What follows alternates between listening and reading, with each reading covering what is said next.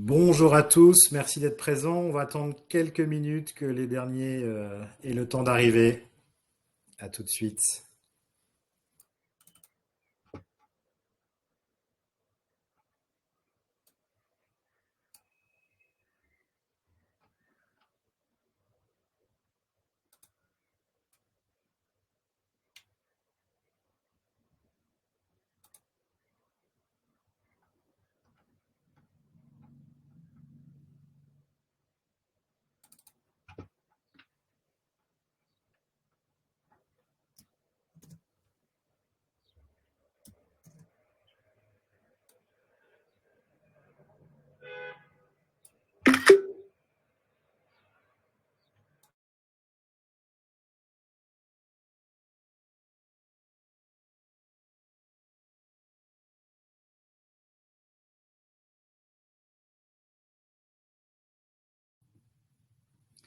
Bonjour à tous, j'avais pas vu que mon micro était coupé. On va faire un démarrage à 33.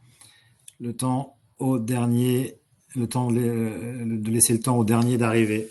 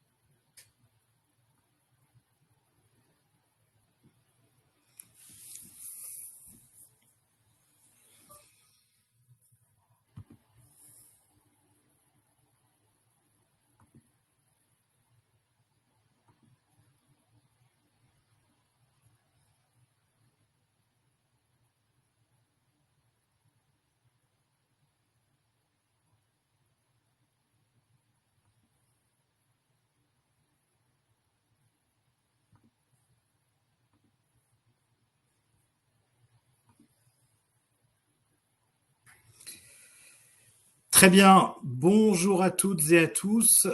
Merci de nous avoir rejoints pour ce webinaire Observatoire de la cybersécurité en santé.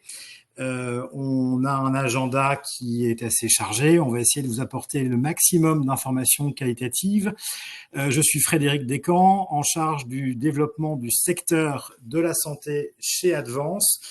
Et nous allons avoir le plaisir d'accueillir pour ce webinaire autour de deux thématiques Sébastien Calba, qui est directeur du pôle audit, directeur adjoint du pôle audit chez Advance et qui a notamment en charge toute l'exécution de l'offre du programme CARE à destination des établissements de santé. Ce sera la première partie de notre webinaire. Et ensuite, j'aurai le plaisir d'accueillir Pierre Guillot de la société Gatewatcher et Pierre de Champsavin de la société Advance qui se présenteront dans un second temps. Voilà, on espère que vous allez passer un bon moment en notre compagnie.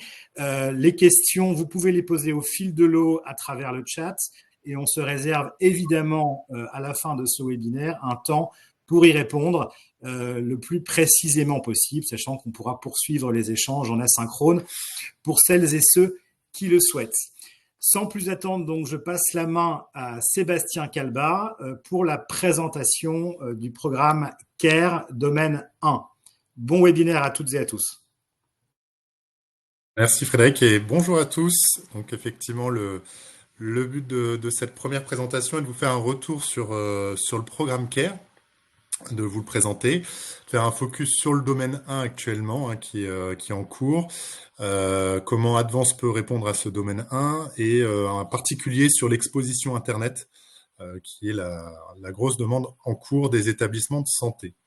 Alors pour ceux qui n'auraient pas eu connaissance de ce programme, le programme CARE en fait a été créé, a été pensé il y a quelques années, en 2021, suite malheureusement aux deux crises majeures que vous avez entendu parler forcément, qui a eu lieu dans les hôpitaux à Paris, au CH Versailles et CHSF. Ces crises ont été assez majeures avec des conséquences quand même importantes au niveau de l'organisation de ces établissements. Finalement, voilà, on a pu prendre conscience quand même qu'une crise informatique, un ransomware, peut avoir des conséquences sur le terrain majeures. Le but du coup de là est né le programme CARE, c'est que cette situation ne se reproduise plus et qu'il y ait un plan national qui soit correctement coordonné pour finalement sécuriser l'ensemble des établissements de santé en France, également dans le secteur privé, hein, pas que dans le secteur public, et de les accompagner du coup dans une montée en compétence, montée en maturité sécurité, et ça soit vraiment un mouvement, que finalement ça soit pas juste une action one shot, mais vraiment d'être dans une démarche continue, et que finalement voilà le niveau des établissements en cyber évolue dans le temps, même après ce programme. Le budget est assez conséquent, hein, puisqu'on parle de 750 millions d'euros de 2024 à 2027, donc de quoi mettre en place quand même une démarche assez approfondie. Donc ce programme, il a été défini sur 4 axes.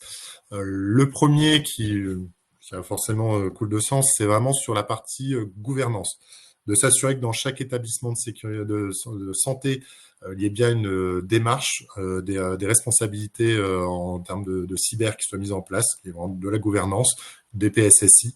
Voilà, que s'assurer déjà ce niveau-là soit mis en place, ainsi que des actions au niveau de la résilience, d'avoir voilà finalement en cas d'attaque, est-ce que les établissements sont prêts ou pas à réagir en termes de procédure, de process, savoir qui contacter, est-ce que voilà ils sont capables de faire face à une attaque. Ce premier pilier il est assez important. Le deuxième pilier c'est du programme, c'est la question majeure, hein, c'est finalement dans les établissements de santé, souvent on souligne le fait qu'il manque de personnel sur la partie en DSI et particulièrement sur la partie cyber.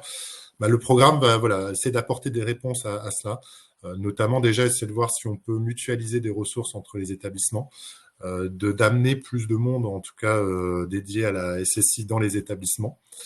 Et également en apportant des solutions concrètes avec des offres via des partenaires sécurité, des sociétés spécialisées en sécurité pour voilà répondre aux besoins de sécurisation des SI. Alors là-dessus, justement sur ces différents axes, je vous invite à aller sur le site de l'ANS. Il y a vraiment c'est assez bien détaillé hein, sur chaque axe, et il y a des éléments qui sont voilà des fiches, des documentations qui sont données.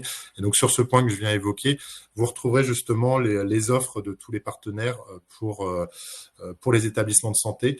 Et donc Advent, forcément, il est présent via la CIH. Il y a toute l'offre CIH SO 360 qui est présent. Donc ça, c'était le second axe. Il y a forcément l'axe aussi sensibilisation auprès de la direction et des personnels des établissements. Et enfin, le quatrième axe, qui est l'un des plus costauds, c'est la sécurité opérationnelle. C'est finalement concrètement mettre en place la sécurité sur le système d'information des établissements de santé. Sur ce volet-là, justement, les établissements vont pouvoir s'appuyer via financement sur des prestataires de sécurité, et pour mettre en place les différents points sur lesquels justement je vais y revenir. Alors sur ce fameux axe 4, ça a été découpé par domaine de financement et qui vont s'étaler sur plusieurs années.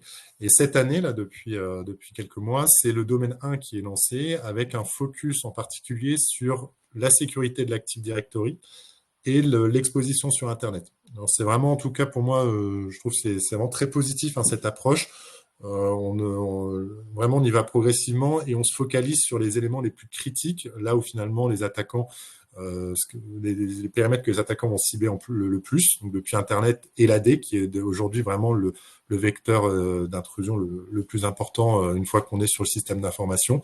Donc le but, c'est de sécuriser ces périmètres-là pour repousser au maximum, en tout cas, les attaquants. Les autres domaines qui viendront plus tard, ça va être sur le poste de travail et la détection, donc notamment la mise en place des solutions type EDR, des solutions d'accès distant pour le domaine 3, la stratégie de sauvegarde également sur le domaine 4. Donc ça, c'est des domaines qui arriveront progressivement avec derrière des financements à la clé Sur ce point-là, justement, un point important, c'est que contrairement à d'autres démarches qui ont pu avoir lieu par le passé, cette fois-ci, le financement n'arrive pas tout de suite. C'est vraiment soumis à condition de l'atteinte des objectifs. Donc, par exemple, si on va y venir, hein, mais sur l'AD, l'exposition sur Internet, les établissements vont faire des demandes du coup de dossiers, de candidatures, et ce sera que finalement dans un an, quand ils auront mis en place les différents objectifs et qu'ils pourront prouver qu'ils ont mis en place ces objectifs, qui pourront obtenir le financement. Donc c'est un volet assez important puisque c'est finalement soumis à l'atteinte de ces objectifs-là. Alors, le focus sur le sujet du moment qui est donc le domaine 1. Donc voici justement la liste des objectifs qu'il faut atteindre pour obtenir le financement une fois qu'on a porté notre dossier à candidature. Le premier volet, comme j'ai indiqué, donc la maîtrise de l'annuaire d'établissement, donc d'atteindre finalement un niveau de sécurité correct sur l'annuaire AD des établissements. Le niveau finalement d'objectif est assez clair, c'est d'atteindre un niveau sur la solution de l'ANSSI, qui est ADES et Auradad, qui permet de faire un audit automatisé de l'Active Directory, d'atteindre sur cet outil-là un niveau 2, donc à minima, donc on peut avoir un niveau supérieur, mais il faut absolument avoir sur l'ensemble des AD des établissements un niveau 2. Donc sur au moins deux itérations. Donc voilà, ça sera la condition. Donc les établissements, ce que vous pouvez voir à droite du slide, c'est en vert, ce sont justement là où les établissements pourront s'appuyer sur des prestataires. Et donc là, notamment Advance et ses partenaires peuvent vous aider à sécuriser l'AD, donc pour atteindre ces niveaux exigés par l'ANS. Donc ça, c'est ce premier volet AD. Le deuxième volet sur lequel on reviendra un peu plus tard dans la présentation, c'est l'exposition sur Internet. Donc là, justement, la l'ANS souhaite une démarche récurrente, donc une démarche d'audit d'exposition qui sera réalisée tous les 2 mois. Et l'objectif, c'est que sur ces audits-là, on obtienne un niveau vert qui a été défini par la l'ANS sur les 2 dernières itérations qui ont lieu tous les 2 mois. Le troisième volet, c'est également c'est l'aspect exercice cyber, donc exercice de gestion de crise. L'objectif, c'est que finalement, une fois par an, chaque établissement mène ces exercices-là pour s'entraîner finalement à ce fameux volet résilience que j'ai évoqué juste avant. Voilà, donc, ça, c'est les 3 principaux volets. Après, il y a d'autres points sur l'évaluation, l'auto-évaluation en matière de maturité, le calcul de la part également de numérique dans le budget des établissements de santé. Et pour les GHT, une spécificité, c'est la partie sur la convergence des GHT, notamment sur la partie Active Directory, qui est un point sur lequel nous sommes assez sollicités pour les GHT, pour travailler en tout cas sur une feuille de route pour converger les AD au sein des GHT. Alors, quelques précisions sur le domaine 1 également que je viens de présenter. C'est donc au niveau de la candidature, ça a eu lieu entre mi-mars et mi-avril pour déposer les dossiers. Il y a 60 millions d'euros qui ont été dédiés uniquement sur ce volet-là. Et donc, comme j'évoquais, donc il y a ces 2 principaux vecteurs sur l'AD et l'exposition sur Internet qu'il faudra donc réaliser tous les 2 mois pendant la phase opérationnelle. Donc, la phase opérationnelle qui a été définie au niveau de l'ANS dure 1 an. Donc, ça a pris un peu de retard à démarrer, mais voilà, jusqu'au 31 mars, on doit être dans une démarche, en tout cas, d'audit tous les 2 mois sur l'AD et sur l'expo Internet. Et l'objectif, c'est d'atteindre sur 2 itérations consécutives les niveaux attendus. Donc, l'exposition sur Internet, comme je disais, niveau vert, et sur l'AD, un niveau de 2 par rapport à ADES. Et donc, il faudra transmettre ces preuves sur la plateforme de l'ANS. J'y reviendrai juste après. Alors, petite parenthèse sur justement Advance et ses partenaires. Au travers du marché SO 360 de la SIH, nous pouvons répondre justement aux différents points. Cela rentre dans les financements, de pouvoir accompagner les établissements sur la sécurisation finalement de l'AD, sur la réduction de l'exposition sur Internet. L'ensemble des prestataires peuvent mener ce type d'accompagnement. Surtout, voilà, l'ensemble de ces partenaires sont qualifiés PACI, ce qui est un un gage en tout cas de qualité. Côté Advance, on a une bonne expérience aussi d'un point de vue aussi au niveau du secteur de la santé. Ça permet, en tout cas de notre côté, au sein de mon équipe, sur l'équipe audit, de prendre du recul quand on préconise, quand on échange avec les opérationnels dans les établissements. C'est voilà, de comprendre les contraintes terrain. Et on sait très bien que voilà, les actions ne peuvent pas être mises en place forcément du jour au lendemain. Donc il y a bien il y a une réalité terrain à maîtriser. Et finalement, on se base de cette expérience. On a notamment accompagné pas mal d'établissements, donc on a plus de 160 établissements qui sont opérés, dont la sécurité est opérée via notre SOC. Également, ils sont accompagnés au travers de notre CERT en cas d'attaque et également plus de 371 exercices de gestion de crise ont pu être menés dans les établissements de santé, ce qui est voilà, très encourageant en tout cas pour la sensibilisation dans le cadre en cas d'attaque. Pour la partie plus audit et pentest, c'est vrai que nous menons également pas mal de tests d'intrusion dans le cadre d'Open. On a également Ségur qui actuellement, on a des sollicitations à ce niveau-là qui nous permet de réaliser des tests pour les établissements de santé. Et également, on a une très forte proximité avec l'ANSSI. On a travaillé notamment sur les sujets biomédicaux avec voilà, des retours assez intéressants pour accompagner les différents GHT dans la sécurisation de ce type d'équipement. Alors, je passe un peu plus sur le concret par rapport à l'exposition sur Internet. Donc, ce volet dont l'objectif, comme je l'évoquais, qui est nécessaire sur le domaine 1, l'objectif, c'est de réduire au maximum cette exposition et que ce qui est exposé soit correctement sécurisé. Donc, pour cela, la démarche se déroule en 2 étapes. Il y a une première phase sur chaque itération, il y a une première phase de cartographie qui est nécessaire. Donc, cette cartographie, forcément, c'est déjà de prendre ce qui est connu en termes d'adressage IP, de nom de domaine, et d'essayer de voir un petit peu qu'est-ce qui est exposé sur ce périmètre-là, et de lister les différents services, donc des choses très classiques. Et également, il faut s'appuyer sur d'autres services en complément, notamment des services externes type Shodan. Donc, c'est des services qui vont faire, qui eux, automatiquement font ces scans sur Internet et qui vont permettre aussi d'identifier si des services auraient été ouverts par le passé ou à certaines heures. Par exemple, entre 2 et 3 heures du matin, des fois, il y a des établissements qui ouvrent certains services. Donc, Shodan, par exemple, permet d'identifier que voilà, un service est ouvert de temps en temps que nous, on n'aurait pas forcément vu en faisant ça sur des horaires ouverts. Donc, ça, c'est la première phase. Il y a un point qui est important aussi, qui ne peut pas être 100% automatisé, c'est qu'il faut aussi rechercher toutes les adresses IP et noms de domaine qui n'auraient pas été connues par la DSI des établissements de santé. Donc ça se passe notamment voilà, via des recherches de noms de domaine, tout ce qui aurait pu être ouvert par exemple par des services RH ou autres, donc les fameux shadow IT. Donc il y a cette phase-là qui est vraiment importante en tout cas pour compléter la cartographie, puisque l'ANS demande que l'analyse soit faite sur vraiment toute l'exposition des établissements. Donc, une fois qu'on a fait cette cartographie, on passe sur un service de scan de vulnérabilité, donc très classique. Ce qui est demandé, c'est que les 2 itérations nécessaires pour obtenir le financement soient réalisées par un autre outil Xylem de l'ANSSI.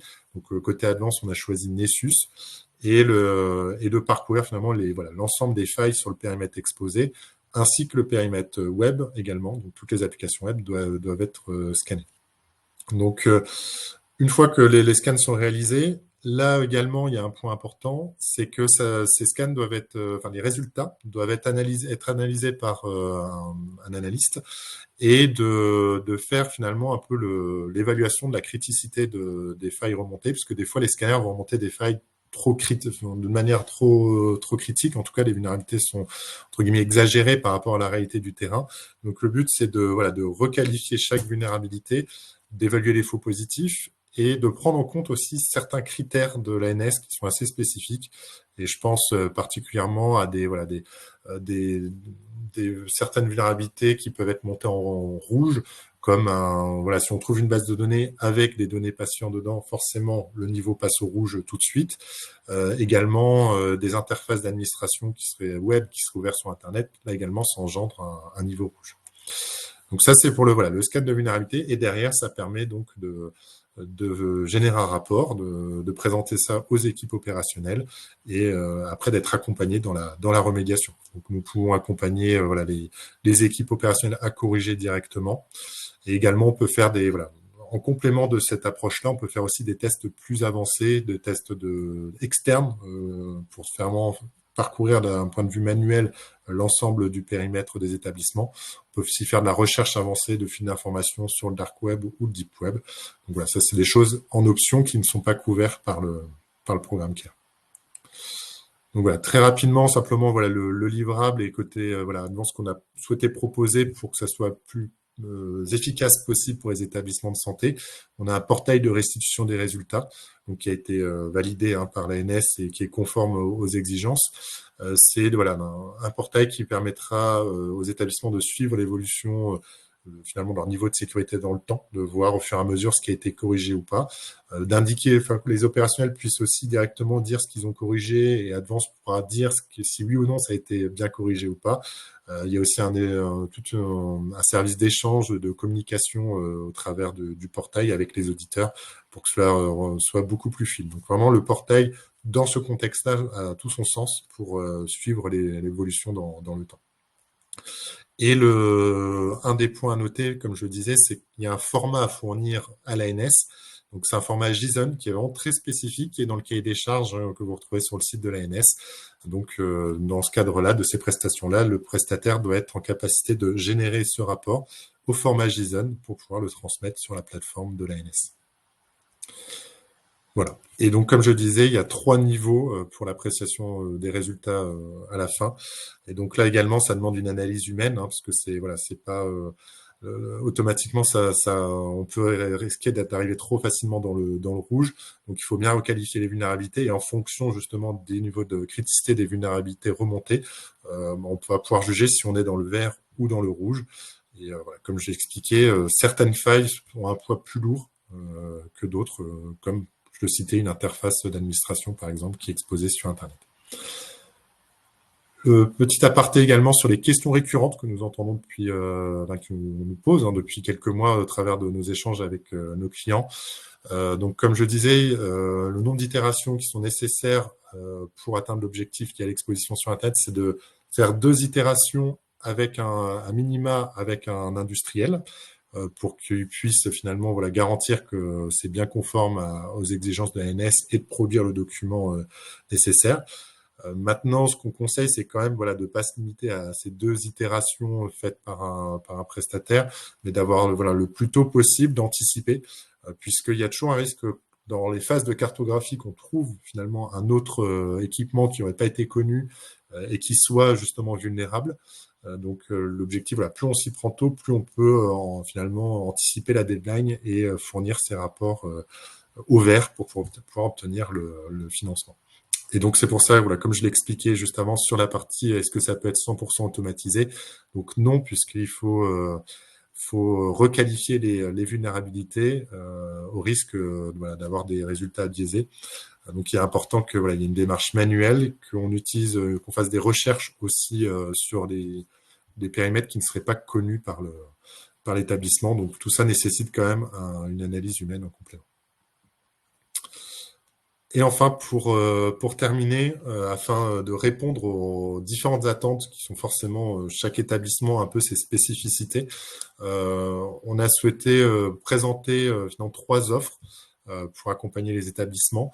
Soit on a des établissements déjà achetés qui estiment qu'ils sont largement autonomes, qu'ils ont une personne dédiée pour le programme CARE, parce que pour le coup, vu le nombre d'objectifs, ça demande une personne qui soit dédiée pour ce programme.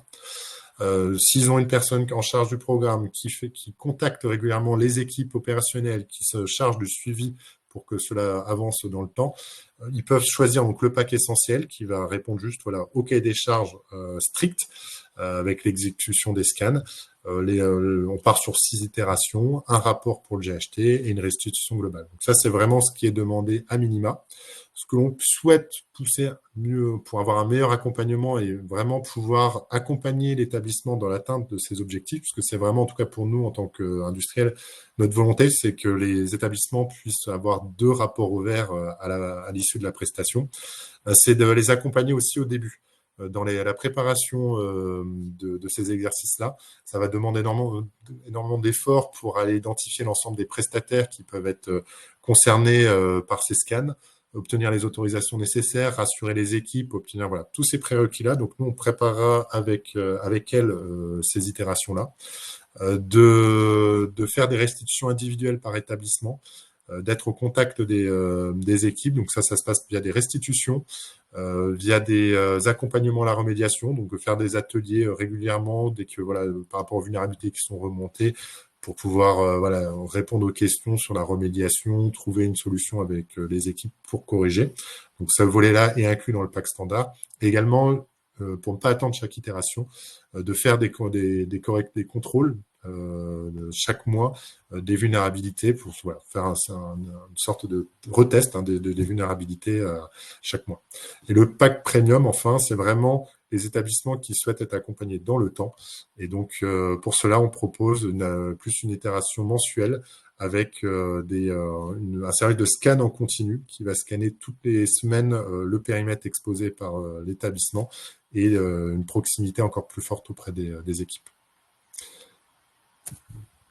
Voilà. Merci Sébastien. Il y a une question de Charles Blanc-Relin. Bonjour Charles. On va peut-être y répondre tout de suite. Est-ce que cette analyse humaine sur les vulnérabilités que vous faites au niveau du pôle audit, pour savoir si le niveau est vert, orange ou rouge, est-ce que cette analyse fait bien partie de l'accompagnement proposé? Oui, tout à fait. Sur les 3 offres proposées, effectivement, c'est bien inclus et c'est notre devoir finalement, en qualifiant correctement les vulnérabilités, ça va être directement permettre de donner ce niveau vert, orange ou rouge. Et donc ça, on l'anticipe au mieux avec les équipes, effectivement, avec vos équipes. Voilà, ça nous a semblé essentiel effectivement de proposer de l'analyse humaine pour vraiment objectiver des résultats. Savoir que beaucoup de scanners parfois peuvent sortir des faux positifs. Donc l'avis d'un expert à vos côtés paraît essentiel pour donner une photo qui soit la plus réaliste possible. Voilà.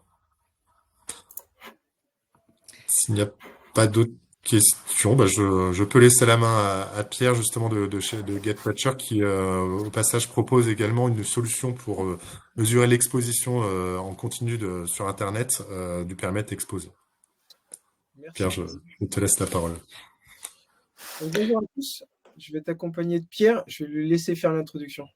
Merci beaucoup Pierre, oui on a le droit à deux Pierre du coup. Bienvenue dans cette seconde partie du webinaire concernant cet observatoire de la cyber en santé. Et là, avec Pierre Guillot de GetWatcher, on va plutôt s'orienter vers des sujets de sécurisation opérationnelle et plus particulièrement dans un contexte qui est le vôtre, le contexte hospitalier, qui a, comme on le verra par la suite, des choses assez standards, mais aussi des particularités. Et puis, Pierre viendra nous expliquer plus en profondeur, de son expérience et de son point de vue de GetWatcher, quelles sont les solutions pour le sécuriser efficacement. Mais avant toute chose, je vous propose que Pierre et moi, nous présentions. Et je te laisse la parole pour expliquer ce que tu fais chez GetWatcher et ce que tu as pu faire avant aussi. Ça marche. Bonjour à tous, donc Pierre Guillaume, donc chez GetWatcher, moi je suis Product Manager. GetWatcher, avant toute chose, je pense qu'il faut présenter peut-être un petit peu la société pour ceux qui ne connaissent pas. On est spécialisé dans la détection des menaces sur les flux réseau. Donc on propose une solution de Network Detection and Response, NDR. Et en complément de ça, on a aussi des compétences en CTI, donc en connaissance de la menace, ce qui nous permet, comme le disait Sébastien, aujourd'hui nous on travaille sur un élément qui n'est pas forcément présent, mais qui est ultra complémentaire, et je vais juste vous donner un exemple. On monitore tout ce qui va être forum, dark web, etc. Et puis on capitalise et on consolide tout ce qui est leak d'identité. Et dernièrement, on a pu avertir notamment, alors ça sort du contexte de la santé, mais ça s'y prête totalement, c'est totalement basique. On a pu avertir l'Université de Lyon que des leaks avaient eu lieu sur des credentials de VIP notamment, et agir très très vite avec eux. C'était des gens avec qui on était déjà donc, en contact. Donc voilà, c'est des choses qu'on fait à retenir. GetWatcher, société dédiée sur le NDR. Après, moi, mes missions, travailler avec nos vendeurs, nos avant-ventes pour faire évoluer nos produits selon vos besoins. Pour qu'on puisse répondre au mieux à vos problématiques qui, comme on va le voir avec Pierre, sont à la fois du standard, mais aussi du spécifique. Merci Pierre. Et moi, je suis Pierre de Champsavin et je travaille chez Advance depuis quelques années au product marketing pour l'offre MySOC.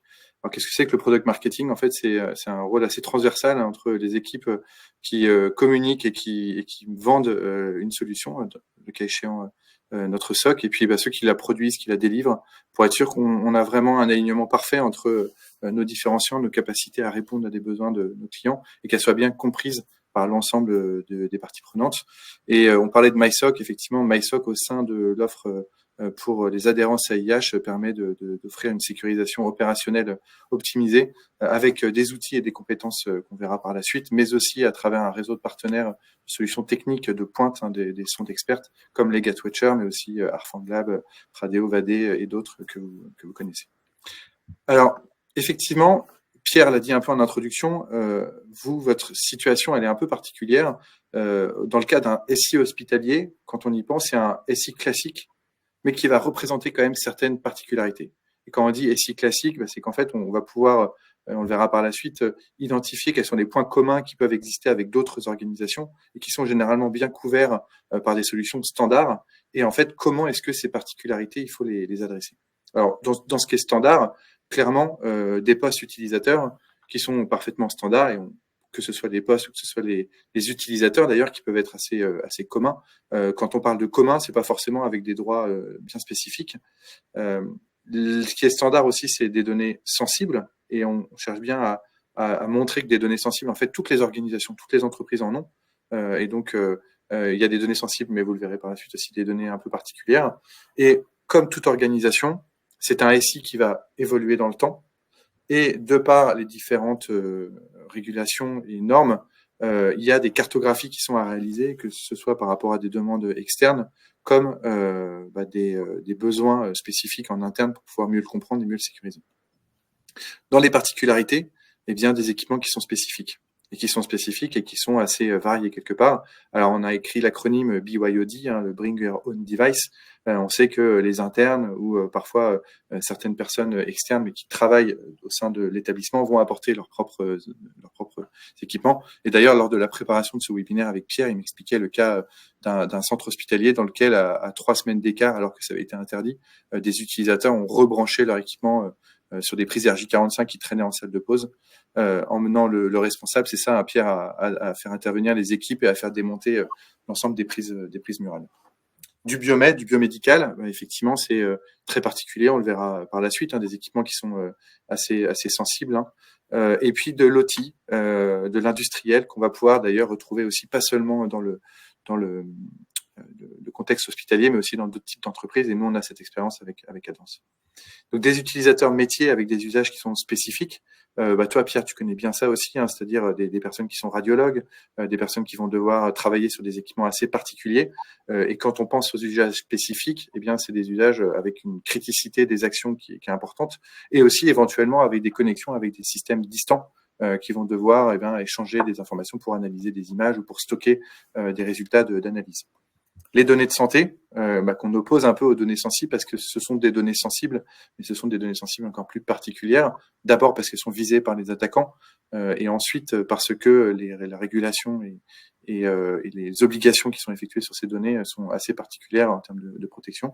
Et puis l'impératif de performance et de résilience, l'objectif des particularités de systèmes d'information hospitalier, c'est de servir des métiers qui ont un rôle particulier et qui doit être en mesure de répondre rapidement et de façon efficace sans être trop perturbé sur un réseau. Alors, par rapport aux défis engendrés, et ça tu pourras compléter, Pierre, toi aussi avec l'expérience que tu as de Gatewatcher, mais c'est effectivement contrôler une surface d'attaque qui est extrêmement étendue, extrêmement large, que ce soit par rapport aux différentes particularités de ce SI, mais aussi de façon assez standard. Et donc, pour des équipes qui sont pas forcément très larges, très grandes, devoir s'adapter à ça. D'ailleurs, on me rappelait en préparation de ce webinaire que les SI hospitaliers n'ont pas été conçus pour être sécurisés de base, sont généralement assez plats et n'ont pas les mêmes moyens qu'ont les entreprises pour pouvoir évoluer dans le temps et donc mettre en place les meilleures bonnes pratiques de sécurisation. Cette hétérogénéité des équipements qu'on a vu précédemment, ça va tant en termes de version qu'en termes de typologie, en termes de système d'exploitation, en allant parfois sur des équipements biomédicaux qui sont assez uniques, assez particuliers et qu'on retrouve pas forcément dans d'autres organisations. Des populations qui sont diverses et peu sensibilisées au risque cyber, qui font partie d'ailleurs de cette surface d'attaque assez large. On en parlait tout à l'heure avec Sébastien Calba de quelle est mon exposition sur Internet avec des informations critiques qui peuvent leaker et qui peuvent être susceptibles de générer des attaques.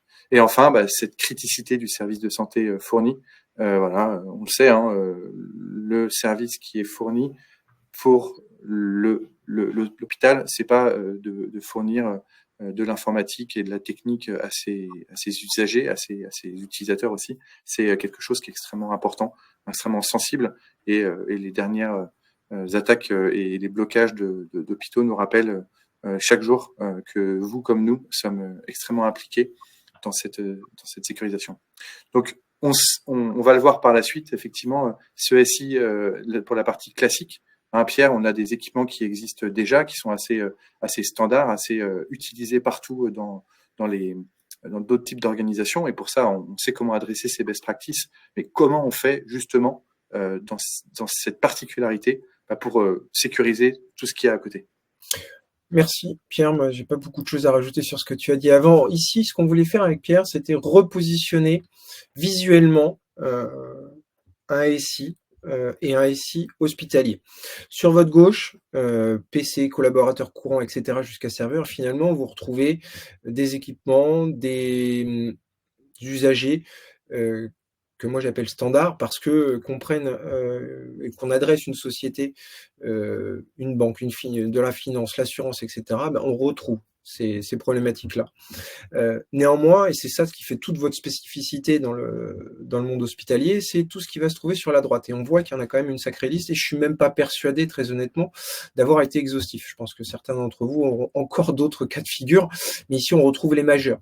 Notamment tout ce qui est moi, je vais me focaliser sur le corps médical, important, parce que leur métier, ce n'est pas de faire de la cyber, ce n'est pas de faire même de l'informatique, c'est de soigner les patients. Je rebondirai sur l'utilisateur externe, notamment par rapport à la petite expérience qu'évoquait Pierre avant avec l'un des établissements en France par rapport au Bring Your Own Device. En fait, il s'agissait d'élèves en internat qui, dans leur salle de pause, arrivaient avec leur propre PC et se connectaient sur le réseau de l'hôpital, finalement. Et grâce à nos solutions, on a pu détecter qu'il y a des crypto-miners qui étaient installés sur leur PC. Donc, ne pas oublier ces utilisateurs-là. Ça peut être, donc, j'ai dit des élèves internats, mais c'est aussi vous, moi, en tant que patient ou accompagnant, qui avons l'occasion de nous connecter sur des Wi-Fi guest, etc. Donc, il ne faut absolument pas les oublier. Et puis, sur l'autre volet, c'est toute la partie spécifique au monde médical en termes d'applications. Aussi, et d'applications et d'équipements connexes, notamment tout ce qui va être donc biomed, IoT, OT, avec les équipements de pompes, insuline ou les scanners, les équipements de radiologie, etc. Et puis également, je vais dire tout ce qui est externalisé par rapport à votre SI d'un point de vue, je veux dire, purement physique. Je reviendrai peut-être un peu dessus avec une anecdote. Tout ce qui va être, par exemple, stockage d'imagerie biomédicale, quand vous faites appel à un tiers pour vous accompagner sur ce volet-là, c'est la même chose finalement. Il y a un partage de responsabilité, mais il faut bien en avoir conscience, d'où ce système d'information tiers. Voilà, sur lequel finalement vous êtes quand même responsable des informations qui y sont stockées, au-delà d'être responsable de l'intégralité de la sécurisation de ce périmètre-là. Mais les données qui y sont, elles sont de votre responsabilité. Donc, une fois qu'on a posé un peu ce décor-là, l'idée pour nous, c'était d'essayer de vous raconter l'histoire step by step de ce qu'on observe généralement dans un établissement de santé. Et la première des mesures que l'on observe, nous, c'est effectivement l'implémentation d'un EDR, d'un Endpoint Detection and Response, ce qui veut dire que en implémentant ces solutions-là, j'ai essayé ici de représenter un peu la prise de contrôle, la maîtrise que vous allez avoir grâce à ces solutions-là, notamment sur tout ce qui va être donc PC serveur avec les agents qui vont y être installés. Une partie, selon les solutions choisies, également de maîtrise partielle sur l'activité des collaborateurs, parce que quand vous installez un EDR ou un agent de l'EDR sur le PC professionnel d'une personne, vous avez aussi quand même une visibilité sur ce qu'il y fait en termes de pro comme de perso, s'il y a un usage personnel associé. Donc ça vous donne quand même énormément de visibilité.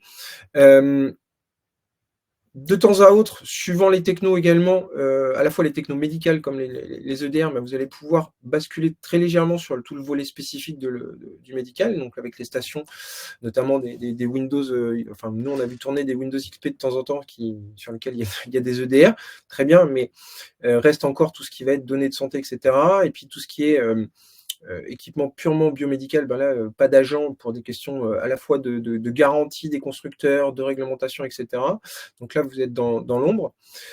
On voulait également passer, une fois qu'on avait parlé des endpoints, parler de la protection des utilisateurs en tant que tels, notamment de leur identité, avec tout ce qui va être technologie IAM, où là, vous renforcez effectivement ce volet purement endpoint avec une maîtrise de leur credential, donc de leur authentification, de leur droit d'usage sur l'intégralité du SI. Et là, on voit qu'on commence déjà à gagner vraiment en maturité, en visibilité, qui était un des sujets évoqués tout à l'heure par Sébastien. Mais il reste encore quelques risques parce que vous avez des scopes qui ne sont pas couverts, notamment, et c'est vraiment notre focus chez GetWatcher, c'est toutes les interactions entre tous les acteurs et équipements que vous avez sur votre réseau hospitalier, sur votre infrastructure hospitalière. Et ça, c'est hyper important parce que, c'est obligatoire. Un utilisateur, dès qu'il va vouloir accéder à son mail sur son PC professionnel, il va générer du trafic réseau entre son PC et le serveur de mail. Idem, quand un cardiologue va vouloir consulter les radios qui ont été faites d'un patient, il va être sur son PC, il va aller chercher l'information de radiologie pour pouvoir la consulter. Donc, l'EDR, c'est bien. Vous avez une visibilité sur le endpoint, sur le PC, globalement, ou les serveurs, sur les données, un peu sur l'utilisateur. Et puis l'IAM, vous avez les identités, très bien. Mais malgré tout, ces deux solutions-là, on observe que ce sont des solutions qui sont pertinentes. Je ne reviendrai pas dessus et je ne veux pas challenger ces éditeurs-là qui sont, à mon sens, pour beaucoup, très bien. Néanmoins, il y a toujours des zones d'ombre qui existent. Des zones d'ombre et puis d'autres éléments que je voulais revoir et que je voulais notamment préciser à travers 3 volets qui sont des capacités qu'offrent les solutions comme celle de GetWatcher de Network Detection and Response. Premier volet, c'est l'installation. L'installation qu'on appelle Plug and Detect chez GetWatcher et qui va avoir comme atout de répondre à un volet qu'évoquait tout à l'heure Sébastien, qui est celui de la visibilité. Pourquoi ? Parce que un NDR, une solution de détection réseau, ne nécessite pas d'installation d'agents. C'est-à-dire que on va travailler avec Advance, avec vous, pour identifier les points de collecte, et grâce à ces points de collecte, et grâce à l'analyse des flux, on va être capable d'identifier que tel asset actif sur votre réseau discute avec tel actif sur votre réseau ou à l'extérieur. Donc on va être capable de voir le trafic interne comme le trafic vers le réseau public ou des tiers de confiance. Et on va pouvoir établir tout ce qui est tout le sujet cartographie et notamment mettre en avant le Shadow IT. Là, on va pouvoir accompagner, aider et accélérer en fait ce travail de cartographie. Et puis, on va pouvoir s'intégrer avec tout l'écosystème de défense que vous auriez déjà potentiellement en place, les IAM, les EDR que j'ai déjà cités et d'autres. Deuxième volet, c'est l'écoute passive non intrusive. Pierre parlait tout à l'heure de la résilience et des performances qui sont associées à votre système d'information. Je ne reviendrai pas dessus, c'est évident.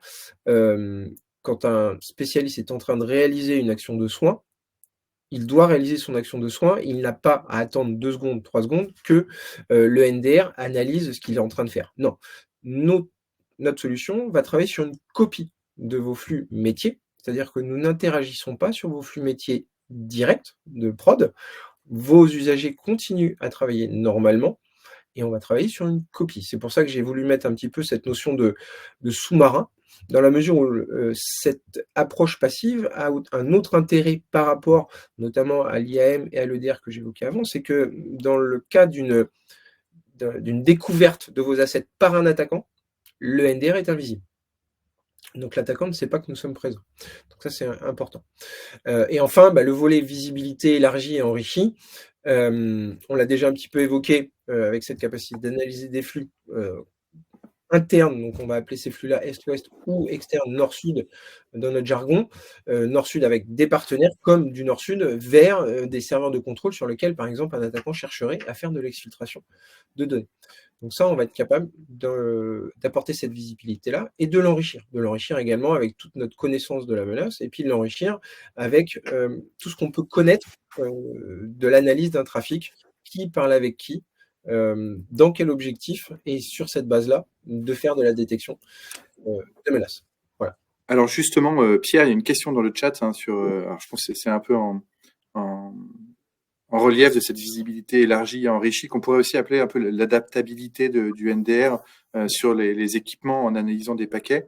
Ouais. La question est, est-ce que vous proposez des règles de détection, vulnérabilité, attaque, au-delà des données qui transitent en clair, sur les protocoles réseaux spécifiques au secteur médical ou des protocoles propres à des systèmes embarqués que l'on retrouve dans l'industrie et le biomédical? Alors moi, il me semble qu'on s'était dit, les paquets ne mentent jamais.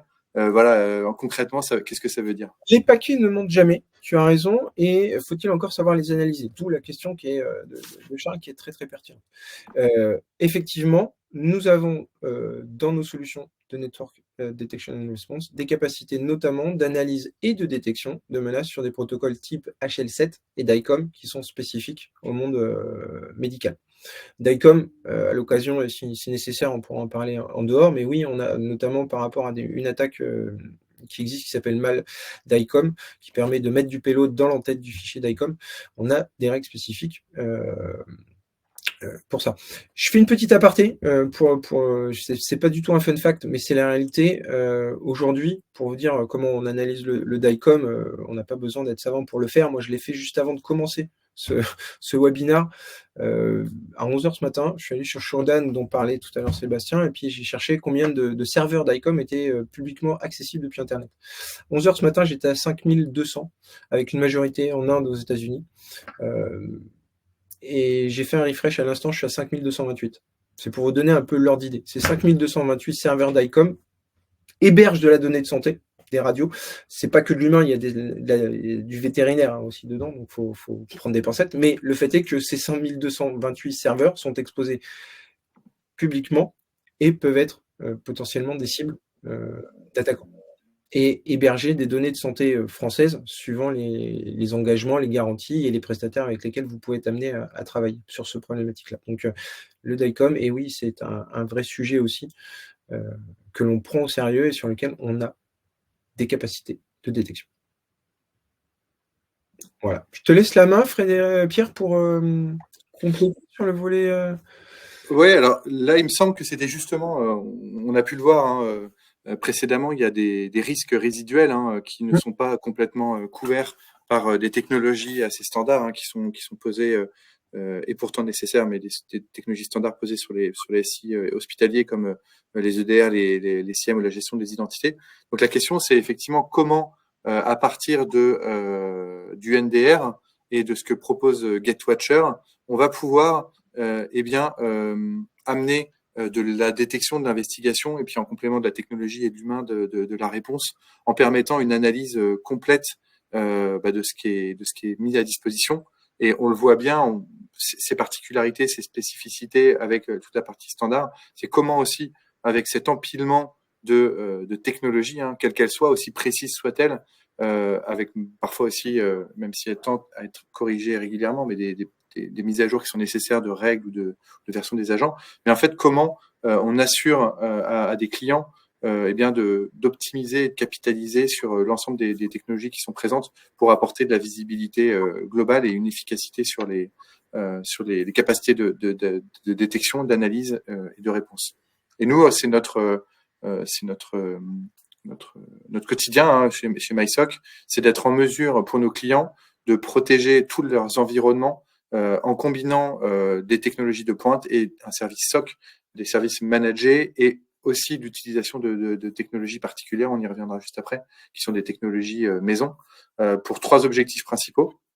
Le premier, c'est d'analyser et de corréler sur les périmètres internes comme externes cette surface d'attaque qui est assez large et ces expositions, ces vulnérabilités, en fait, elles n'ont de sens quelque part que quand elles sont contextualisées comme un tout et qu'on a la possibilité de venir prendre le meilleur et de l'additionner avec ce qui existe déjà. Donc nous, notre objectif, c'est de pouvoir accompagner des clients dans une trajectoire.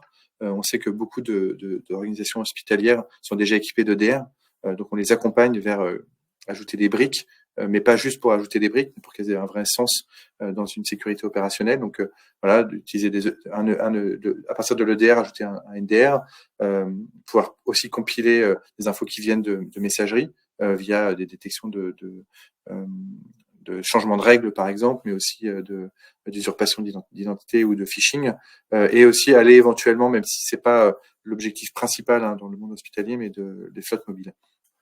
On sait par expérience que ce soit pour l'analyse ou que ce soit aussi pour la détection, surtout l'intégration de sources firewall, AD ou proxy, voilà, typiquement les identités, qu'elles soient protégées par des solutions dédiées ou que ce soit des règles d'analyse en place, ça permet de faire face à des attaques ciblant les identités. Donc ça, c'est des choses aussi qu'on propose, nous, chez Advance, avec, vous le verrez par la suite, des technologies qui permettent de venir corréler cet ensemble-là pour apporter plus de précision dans la détection et de rapidité aussi. En complément de ces technologies qui sont en partie Advance et en partie d'éditeurs, eh bien d'offrir une surveillance et une qualification et un accompagnement à la réponse en 24/7. C'est ce en quoi on connaît le plus le SOC, c'est-à-dire d'avoir des experts, des humains qui sont sous notre responsabilité, mais qui travaillent au service de la sécurisation de nos clients pour pouvoir prioriser les détections et les alertes, investiguer effectivement quand quelque chose remonte pour pouvoir valider la réalité d'un incident de sécurité ou juste d'une alerte en heure ouvrée et heure non ouvrée. Et puis, dans cette analyse aussi, de commencer éventuellement les premiers gestes de remédiation pour un accompagnement à la réponse, quelque chose qui est vraiment essentiel pour nos clients. On le verra par la suite, mais nous, on conçoit notre service qu'en complémentarité ou en accompagnement de nos utilisateurs, et encore plus pour le monde hospitalier dont on a pour lequel on contribue beaucoup. Et dans ces services managés aussi, c'est cette notion de maintenance et d'optimisation des solutions de sécurité.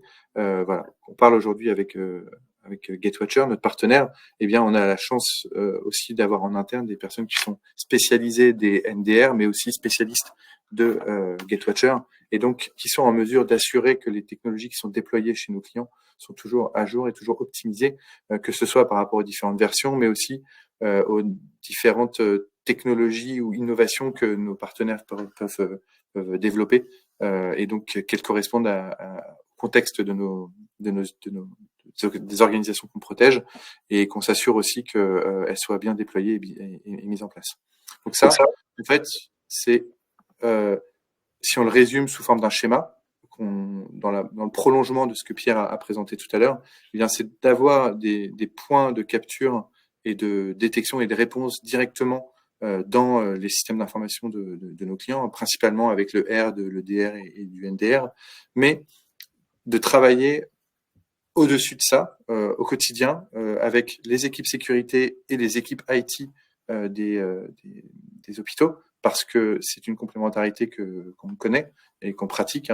Généralement, c'est les équipes IT qui vont mettre en place les actions qui sont nécessaires par rapport à ce qui a été détecté, à l'aide d'un portail de suivi qui est disponible 24 heures sur 24 pour nos clients. Et ce service MySOC, comme j'ai expliqué tout à l'heure, il va s'appuyer sur des expertises qui sont des expertises à disposition de la sécurité de nos clients, donc les analystes, les opérateurs qui vont remonter les alertes, mais aussi toute une équipe d'experts qui sont en arrière-plan, qui vont, eux, travailler sur la meilleure connaissance des techniques d'attaque pour pouvoir s'assurer que les règles de détection sont bien mises à jour et bien adaptées, des experts technologiques qui vont, eux, connaître les technologies qui sont déployées chez nos clients pour nous assurer qu'elles sont bien comprises et bien optimisées, et puis des outils, comme on l'évoquait tout à l'heure, ce moteur de corrélation qu'on utilise chez Advance, qui est fait maison, et qui va pouvoir aussi utiliser des règles développées par nos équipes en interne, par nos data scientists d'IA ML, pour pouvoir effectivement, à partir de signaux faibles, corréler l'ensemble des informations qui viennent de l'ensemble des sources, pour pouvoir apporter une détection rapide et une réponse rapide. Et je tiens à préciser d'ailleurs, et on en parlait encore avec Pierre Guillot il y a 2 semaines quand on préparait ce webinaire, mais que l'intelligence artificielle, au final, et c'est une très bonne chose, elle est présente aujourd'hui dans plusieurs étapes de la chaîne de détection, au plus proche du réseau et des utilisateurs avec les sondes expertes pour pouvoir détecter très rapidement et pouvoir réagir, mais aussi tout au long de la chaîne de réponse au sein même des outils advanced qui sont utilisés par nos équipes. Eh bien, on a développé des modèles de langage pour communiquer avec nos analystes pour qu'ils puissent aller plus loin dans la compréhension du chemin d'attaque, des analyses aussi et des algos qui vont permettre de corréler différentes sources de différentes origines. Et ça, c'est le seul moyen, quelque part, pour pouvoir faire face à l'asymétrie de la force des attaquants, c'est d'être en mesure d'utiliser aussi toutes les différentes technologies disponibles à tous les différents niveaux de la chaîne de détection et de réponse. Alors, il y a une petite question question pas petite du tout, mais qui est arrivée en parallèle. Pour la collecte en termes de performance, préconiseriez-vous plutôt l'utilisation de TAP ou de port mirroring sur les commutateurs de vos clients? Alors, on rentre un peu dans la technique. C'est dans la technique, c'est pour moi, c'est pas pour toi. Je vais faire une réponse de Normand dans la mesure où c'est, en fait, cette problématique-là, c'est quasiment la première des questions qu'on va se poser, je vais dire ensemble. À la fois, ça va être un réflexe du côté des experts advanced qui connaissent les technologies NDR comme celle de GateWatcher, parce que c'est la problématique pour implémenter une solution de NDR. Quel point de capture je mets? Pour répondre de façon très pragmatique, pour votre information aujourd'hui, l'étape GateWatcher est en capacité d'en proposer et ils sont qualifiés par l'ANSSI. Donc on peut être en mesure de faire une réponse bout en bout sur la base de nos propres technos. Donc le TAP est une approche, le port mirroring en est une autre. À ma connaissance, on n'a jamais eu de problématique vraiment technologique. Ce choix technologique, finalement, il va se faire en fonction du design et des architectures en place dans les SI hospitaliers. Selon les cas, pour X ou Y raison, on va faire du port mirroring. On est même intervenu dans des infrastructures HDS, AWS et Azure. On va être sur vraiment, là, pour le coup, soit les sondes virtuelles, soit du VTAP pour pouvoir collecter cette information-là. Et puis, pour de l'agrégation, du TAP physique également. Donc, selon moi, faut pas se formaliser sur la techno en tant que telle. On trouvera forcément une réponse. Faut plus porter attention au point de capture pour avoir un maximum de visibilité en termes de réseau, de flux réseau en tant que tel. Une fois qu'on a ça, le choix de la techno, généralement, se résout assez vite. Et en termes de capacitaire, aujourd'hui, on n'a jamais atteint les limites que nous, on est capable de proposer d'analyse sur nos sondes. Donc, c'est la même chose. Sur le NDR, on a de la marge pour monter jusqu'à du 100 gigas, etc. Donc, ça devra passer. Voilà. Alors, merci pour cette réponse, Pierre. Il y en a d'autres qui vont arriver, j'espère, sur le chat. Mais on arrive bientôt au terme de cette deuxième partie de ce webinaire. Et nous, on voulait aussi vous inviter à aller plus loin avec nous, ou vous poser des questions aussi, c'est-à-dire avec ce que vous venez d'apprendre, de découvrir, ou de revoir d'ailleurs avec Sébastien, Pierre ou moi.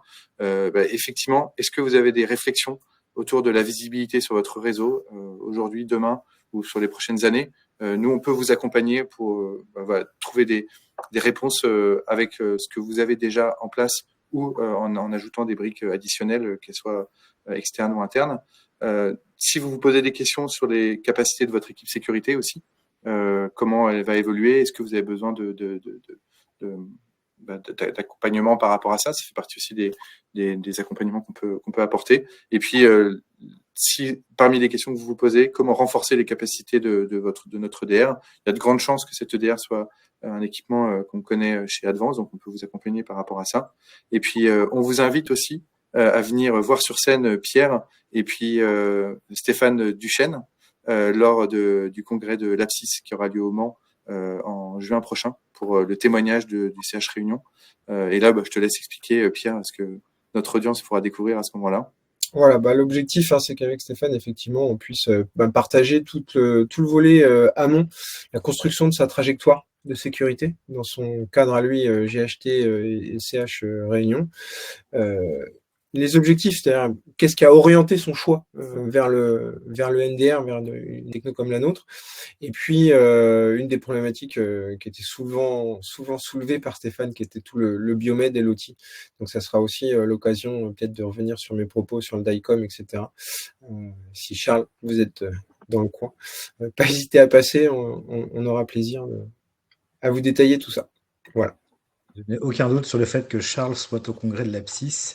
Et effectivement, tout ce qu'on raconte là, hein, tout ce qui vient d'être dit, va être testé, va être éprouvé, va faire l'objet de pilotes. Et c'est bien comme cela qu'on voit les choses pour vraiment vous apporter des solutions qui ont été construites pour être souveraines, conformes aux exigences de l'ANSSI, mais surtout enfin répondre à des besoins spécifiques tels qu'ils ont été décrits par Pierre au début de cette deuxième partie. Voilà, on arrive au terme de ce webinaire. On laisse la place maintenant à vos questions si vous en avez. Nous sommes tout oui. Alors, il n'y a pas de nouvelles questions dans le chat, mais le temps qu'il y en ait des nouvelles qui arrivent, j'en avais une. Après, si, il y en a une. Oui.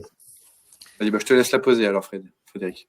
Alors, question côté SOC, Advanced et Gatewatcher. Si vos clients disposent de solutions NSM/NDR basées sur le moteur Suricata autre que Gatewatcher ou en complément de Gatewatcher sur un autre périmètre, moins critique par exemple, est-ce que vous permettez d'intégrer les remontées de ces sources?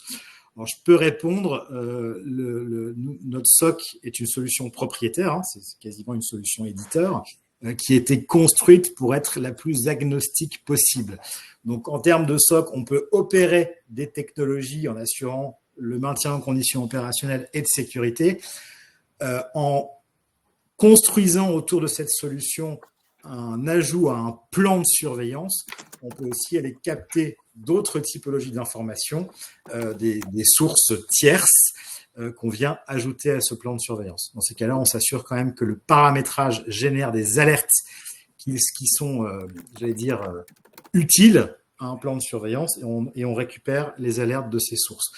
Tout est question d'interface entre cette source et la solution SOC. Et pour ça, on a des catalogues de parseurs. Je crois qu'on doit avoir 350 parseurs déjà développés. Et ensuite, on a notre propre département R&D qui nous permet, le cas échéant, d'aller développer le parseur qui va nous permettre de collecter au plus proche possible de la source les logs. Je précise que notre travail dans ces cas-là, ça va être de collecter les logs, de normaliser les logs pour les rendre interprétables par un SOC, c'est-à-dire par nos outils et nos analystes SOC, et ensuite que ça puisse faire l'objet d'alerting. Donc, on peut récupérer soit des alertes existantes, soit complètement des logs intégrés à un plan de surveillance. Frédéric, si je peux me permettre de compléter, Oui. de voter. Alors, j'entends Suricata en termes de détection, oui, ok.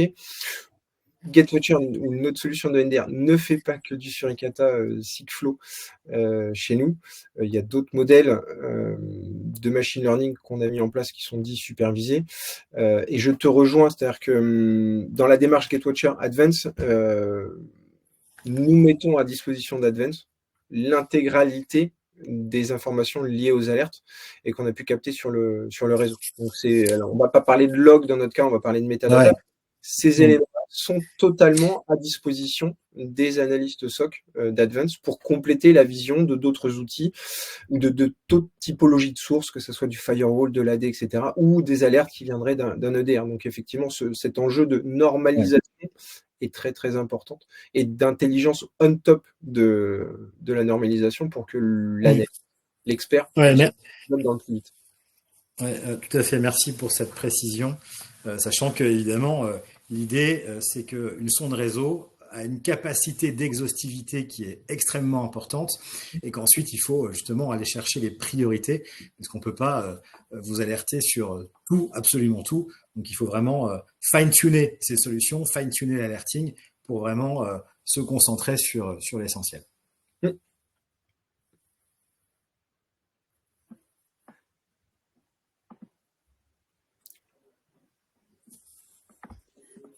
Merci Charles pour ces questions, effectivement. Moi, j'en avais peut-être une toute petite dernière, rapide, parce que je crois qu'on a dépassé quelques minutes. Mais c'est pour te demander, Pierre, imaginons un un centre hospitalier a besoin ou se pose des questions par rapport au déploiement d'une sonde réseau, ça prend combien de temps à peu près? Quelles sont les questions auxquelles ils doivent répondre pour que vous puissiez justement un peu définir la typologie de ce que vous installeriez, combien de temps ça prend et au bout de combien de temps c'est disponible? Je vais pas prendre l'exemple d'un SI hospitalier, mais ça va vous donner l'ordre d'idée. Aujourd'hui, on intervient sur des assemblées générales de grands groupes français qui peuvent être la cible de cyberactivisme. Généralement, on est prévenu 2 jours avant et pour l'événement, en 2 jours, l'implémentation elle est faite. C'est des implémentations sur des réseaux qui sont réduits, restreints. Donc là où je veux en venir, ça peut aller très vite. L'impératif est qu'en amont, il y ait une maîtrise macro de l'infrastructure ou du réseau à protéger. Il n'est pas question d'avoir l'exhaustivité des postes, etc., mais avoir un schéma réseau, un design réseau qui soit maîtrisé, qui soit à peu près complet, etc., on va pouvoir aller très très vite sur les points de capture et en une semaine, définir là où on veut être connecté. Et un élément aussi important qui est indispensable d'évoquer, le cas qu'on a eu sur l'établissement de santé avec les étudiants en internat, la première détection, elle est arrivée en moins de 5 minutes. C'est-à-dire que Plug and Detect, c'est vraiment tous les moteurs de détection qu'on met en place n'ont pas besoin d'apprendre les usages, de créer une baseline pour détecter des comportements déviants. Dès les premiers flux collectés, analysés, vous allez recevoir, je l'espère, le moins d'alertes possible, mais le cas échéant, on analyse dès les premiers flux. Donc, le temps le plus long dans une implémentation, c'est bien déterminer le point de collecte sur la base d'informations qui sont fiables. Si les informations sont fiables, mises à disposition, là-dessus, ça peut aller très très vite derrière, en moins d'une semaine, en moins d'un mois, on a largement de quoi implémenter. Merci Pierre. Merci à tous. Il est donc temps de conclure. Juste un petit rappel, tout cela est disponible à travers les unités d'œuvre du marché CIH Sécurité Opérée à 360 degrés. Évidemment, nous tenons à votre service pour toute autre question qui apparaîtrait à la suite de ce webinaire. Et nous serons ravis de vous apporter les réponses attendues. D'ici là, on vous souhaite à toutes et tous une excellente après-midi et à très bientôt. Merci à tous. Merci à tous. Au revoir. Au revoir.